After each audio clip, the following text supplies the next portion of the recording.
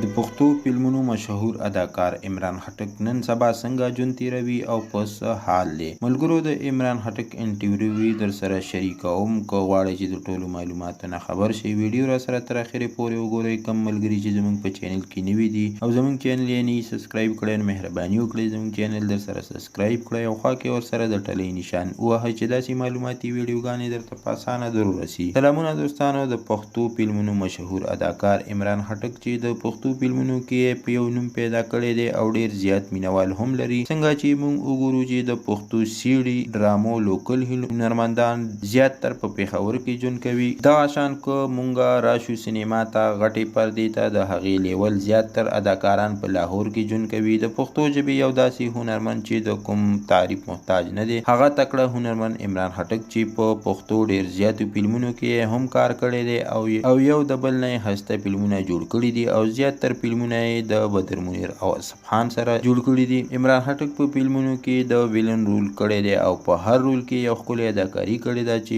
ډیر خلک یې خوښوي او ډیر زیات مینوال لري. چې د فلم انډسټري ستوری دی، عمران خټک د فلمونو سره سره خپل د سینټري یو دکان هم لري. هغه وایي چې په اکټینګ کې زموږ څه داسې آمدن شته، نو ورسره د سینټري دکان هم کوم چې زما د کور خرچه پرې روانه ده. عمران خټک د ټولو فنکارانو ته د خبره واضحه کړې ده چې ډیر زیات تکړه فنکاران دي، خو هغوی نن سبا ډوډۍ ته هم محتاج دي، ځکه چې هغوی دا وایي چې دا کار به ټول عمر داسې را روان وي. باید په کار دی چې د دې فن سره سره نور څه کار مصروفیت ولري چې سبا یې په کار راشي او چې د فلم نه کار ختم شي، نو چې څه آینده دپاره ولري او خپل زندگی پرې تېره کړي. لکه ډیر فنکاران داسې دي چې ډیر زیات د محتاجۍ ژوند تېروي. دوستانو، عمران خټک په لاهور کې ژوند کوي او یو ښکلی او خوشحاله ژوند تېروي. دوستانو، دا و د نن ورځ معلومات چې در سره مو شریک کړو. که ویډیو مو خوښه شوي وي نو لایک شیر کړئ، چینل در سره ضرور سبسکرایب کړئ. مننه کوم چې ویډیو را سره تر اخره پورې وکتله او د بلې ویډیو پورې دلوي. الله په امان.